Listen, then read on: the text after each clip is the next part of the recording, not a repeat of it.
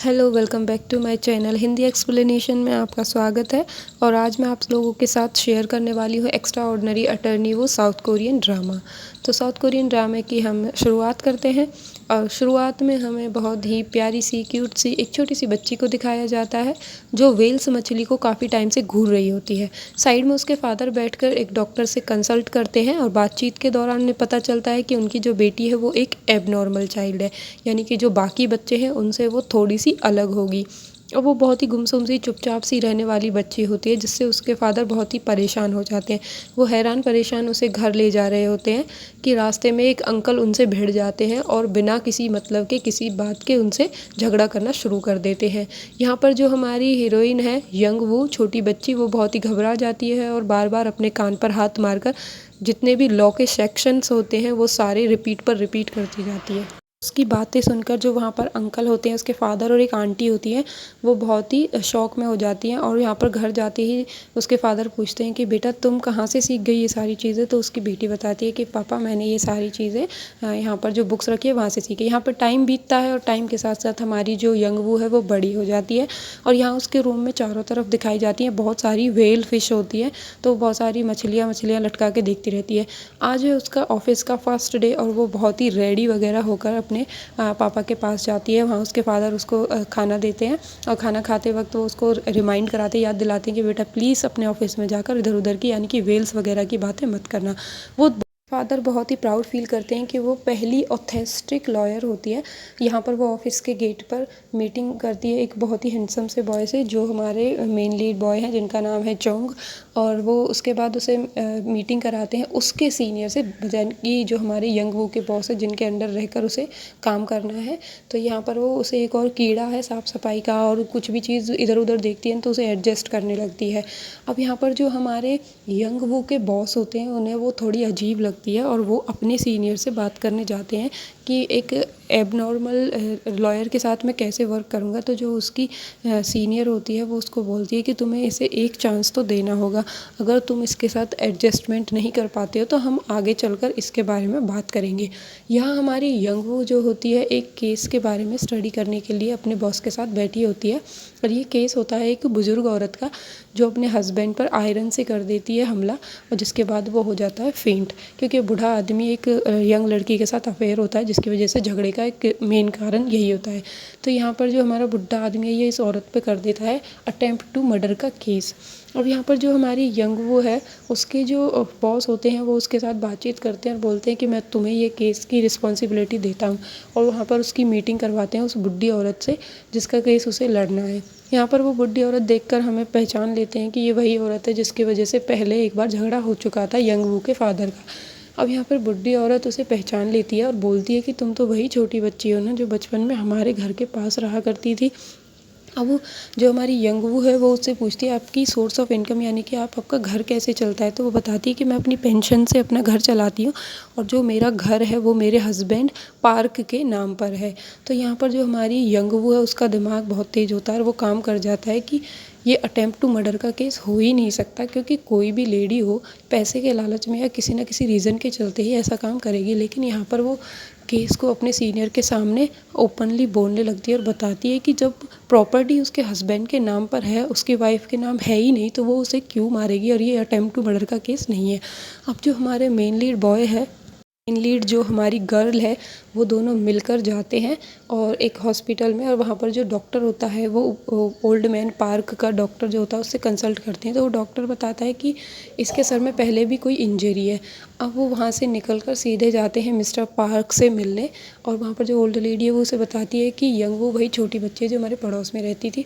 तो बुढ़ा अग्रेसिव हो जाता है, उसे बहुत गुस्सा आता है और वो ज़ोर ज़ोर से हॉस्पिटल में चिल्लाने लगता है कि ये तो वही लड़की है जो हमारे पड़ोस में रहती थी। और ये देखकर हमारी जो मेन लीड बॉय और गर्ल है वहाँ से भाग जाते हैं। अब सीधे वो लोग पहुँचते हैं ऑफिस में और ऑफिस में जाकर सारी सिचुएशंस उन्हें समझाते हैं कि डॉक्टर के साथ जो बातचीत उनकी हुई। अब यहाँ पर आता है नेक्स्ट डे, और नेक्स्ट डे फर्स्ट ट्रायल होता है इस केस का। यहाँ पर कोर्ट में हमारी जो मेन लीड है उसका फर्स्ट ट्रायल होता है और वो बहुत ही घबराई हुई होती है, नर्वस होती है। तो उसकी जो बेस्ट फ्रेंड होती है वो उसको मोटिवेट करती है कि तुम कर सकती हो। और यहाँ पर हमारी जो मेन लीड है वो हिम्मत दिखाते हुए खड़ी होती है और बोलना शुरू करती है। इंट्रोडक्शन में वो पहले ही बता देती है कि मैं थोड़ी है, एबनॉर्मल हूँ और अपने बारे में इंट्रोडक्शन दे दिए, सभी लोग थोड़े सैड होते हैं और केस आगे बढ़ता है। तो यहाँ पर जो अपोजिट लॉयर होता है वो काफ़ी बकवास करता है, लेकिन जो हमारी मेन लीड यंगवू होती है वो कुछ सबूत इस तरह के रखती है कि वो आगे कुछ कर ही नहीं पाता। अब यहाँ पर फर्स्ट ट्रायल ख़त्म होता है, सभी लोग अपने घर जाते हैं। सेकेंड ट्रायल में जो मिस्टर पार्क है उन्हें हॉस्पिटल से लाया जाता है और उनसे बातचीत की जाती है। तो हमारे यहाँ पर जो यंगवू है वो थोड़ी नर्वस होती है उनको देख कर, क्योंकि वो बुढ़ा था ही इतना खड़ूस कि कुछ भी बोल सकता था। अब यहाँ पर जो उसके बॉस होते हैं वो उससे बोलते हैं कि तुम इसके पास जाओ और बात करने का ट्राई करो, लेकिन जैसे ही वो बात करती है बुढ़ा फिर से अग्रेसिव हो जाता है और काफ़ी अनाप शनाप बोलकर इधर उधर की चीज़ें फेंकने लगता है, जिसे देखकर जज भी समझ जाता है कि ये बुड्ढा बिल्कुल पागल है और हमारी जो यंगवू है बहुत ही नर्वस हो जाती है। अब सीन चलता रहता है, इतने में ही यहाँ पे आता है एक बहुत बड़ा ट्विस्ट। वो जो बुढ़ा आदमी है वो रास्ते में ही हॉस्पिटल के जाते वक्त उसकी डेथ हो जाती है। अब यहाँ पर तो बहुत बड़ा रायता फैल जाता है, क्योंकि जो ये अटेम्प्ट टू मर्डर था ये सीधा सीधा एक मर्डर केस में कन्वर्ट हो जाता है और हमारी जो यंगवू है बहुत परेशान होती है। अब वो अपनी जो बुज़ुर्ग औरत है वो उससे मिलती है, बात करती है और यहाँ हमारे दोनों main lead boy and girl मिलकर इस केस पर आगे पढ़ाई करते हैं, सर्च करते हैं कि किस तरीके से हम इसे जीत सकते हैं। और यहाँ वो नेक्स्ट डे आता है और नेक्स्ट डे वो डॉक्टर से बात करते हैं, डॉक्टर को कोर्ट में लाया जाता है। यहाँ डॉक्टर उन्हें बताता है कि मिस्टर पार्क की हालत पहले से ही ख़राब थी, क्योंकि उनके माइंड में पहले भी और सारी इंजरीज़ थी, तो इसका जो रीज़न है वो ओल्ड लेडी नहीं है। तो यहाँ पर ये बात प्रूव हो जाती है और हमारी जो यंगवू है वो केस जीत जाती है। फाइनली सब लोग यहाँ पर जो हमारा मेन लीड बॉय है वो उस केस जीतने के बाद उससे मिलने आता है और जो ओल्ड लेडी है वो भी उससे मिलती है और उसे इस बात का कोई दुख नहीं होता कि उसके हस्बैंड की डेथ हो गई है, क्योंकि वो पहले ही तो फ्रॉड आदमी था।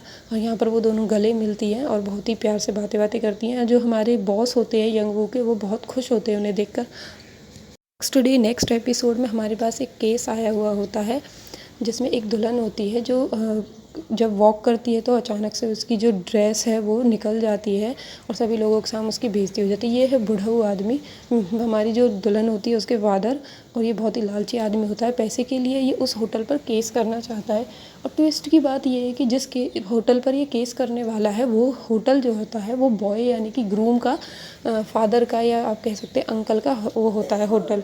तो यहाँ पर हमारी दुल्हन जो है रास्ते में चलती चलती अचानक से रुक जाती है। अचानक से रुकने का रीज़न क्या था किसी को नहीं पता होता। दुल्हन जो उसे खींचता है तो अचानक से उसकी जो ड्रेस है वो निकल जाती है। अब यहाँ पर उसकी तो काफ़ी सारी बेइज्जती हो जाती है और उसके पीछे जो एक बुद्धिस्ट का टैटू होता है ये देखकर जो दूल्हे के फादर होते हैं यानी कि ग्रैंड फादर होते हैं उन्हें बुरा लगता है, क्योंकि उनके अकॉर्डिंग वो अपने धर्म के खिलाफ किसी और लड़की को शादी के लिए नहीं मना सकते। यहाँ पर जो हमारी दुल्हन होती है उसके फादर लालची होते हैं और यहाँ पर केस करने के लिए आ जाते हैं कि उन्हें 1-2 मिलियन नहीं बल्कि 3 से 4 मिलियन के अमाउंट चाहिए। पर काफ़ी सारी बातचीत होती है। लगातार बातचीत करने के दौरान लोगों को समझ आ जाता है कि ये बुढ़ा आदमी तो पैसे का भूखा ही है और यहाँ पर वो बुढ़े को समझाते रहते हैं कि इस तरह की चीज़ें ना करें, लेकिन बुढ़ऊ बिल्कुल नहीं मानता है और केस पर अड़ जाता है कि उसे इससे पैसा चाहिए ही चाहिए। बुड्ढा ये भी बताता है कि जो वो ड्रेस थी वो भी होटल वालों ने ही सिलेक्ट की थी। तो अब ये केस थोड़ा सा स्ट्रॉन्ग हो जाता है। अब यहाँ पर सभी लॉयर्स जो है एक साथ बैठकर मीटिंग करते हैं और अपना कंसल्टेशन अपनी बात रखते हैं, यानी कि कंसल्ट करते हैं एक दूसरे के साथ कि क्या चीज़ है और इस केस को कैसे अपने एक स्ट्रॉन्ग केस बनाया जाए कि ताकि हम उससे अमाउंट निकलवा सकें। सब केस के बारे में रीड करते हैं और फाइनली डिसाइड करते हैं कि वो ब्राइड से मिलने जाएंगे यानी कि दुल्हन से मिलने जाएंगे। अब दुल्हन से मिलने जाने के लिए वो लोग एक प्लान बनाते हैं जिसमें जो हमारा मेन लीड बॉय है और साथ में उसकी जो दोस्त होती है वो बनकर जाते हैं ब्राइड एंड ग्रूम। अब यहाँ पर जो फर्स्ट टाइम वो ब्राइड से मिलते हैं तो वो देखते हैं कि जो ब्राइड है उसके रूम में बहुत सारी मतलब पिक्चर्स हैं, लेकिन उसमें हस्बैंड के साथ यानी कि उसके होने वाले जो बॉयफ्रेंड होता है हस्बैंड होता है उसके साथ एक भी इमेज नहीं होती है। और यहाँ पर जो दुल्हन है वो बताती है कि वो जो ड्रेस थी वो मुझे लूज़ थी और बड़ी मुश्किल से वो सेफ्टी पिन से एडजस्ट की हुई थी। और यहाँ पर यंगवू ये नोटिस करती है कि जो रिंग थी ब्राइड ने निकाल के रख दी है अलग से, और साथ के साथ जितनी भी पिक्चर्स है उसमें भी दूल्हे की एक भी फ़ोटो नहीं है।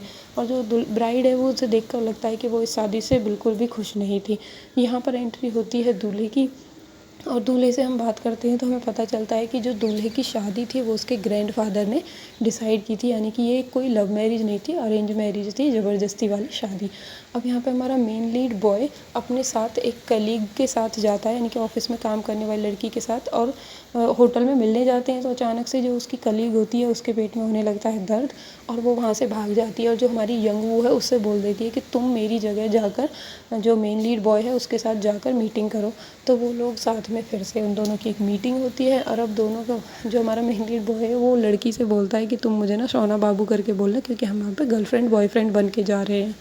ड्रेस पसंद करते हैं ये लोग। मैनेजर बहुत खुश होती है और उसी दौरान सू जो कि बाथरूम में बैठी हुई है अपना पेट पकड़ कर, वो एक होटल स्टाफ को बाहर बातें करते हुए सुनती है कि एक यहाँ पर एम्प्लॉय थी उसको काम से निकाल दिया गया है उस ड्रेस वाली कांड के बाद। अब यहाँ पर ये जल्दी से जुनो को बताती है ये बात। जुनो भागता हुआ ऐसे स्टाफ रूम में पहुंच जाता है और यहाँ पर एक स्टाफ से पूछता है कि जिसको नौकरी से निकाला गया था उसकी डिटेल चाहिए मुझे, बट ये डिटेल यहाँ पर नहीं देती है। जुनो वापस रूम में आता है और फिर आती है यहाँ पर यंग वो दुल्हन बनकर, और जुनो इसको देखते हुए इसको होश उड़ जाते हैं क्योंकि बहुत ही खूबसूरत लग रही होती है, बेहद खूबसूरती का खूबसूरत करिश्मा बनकर आई होती है ऐसा कुछ, तो इसलिए इसको काफ़ी अच्छा लगता है। ड्रेस तो इनको कुछ गड़बड़ नहीं लगता, मतलब ड्रेस तो ठीक ठाक ही है। तो यहाँ से ये लोग चले जाते हैं और अगले सीन में हम देखते हैं सीनियर जंग को, जो कि जज के साथ बैठे हुए और यहाँ पे बतौले मार रहे होते हैं। ये सब इनको छोड़ो, यहाँ जुनो एंड यंग वो दोनों मस्त कॉफ़ी पीते हैं और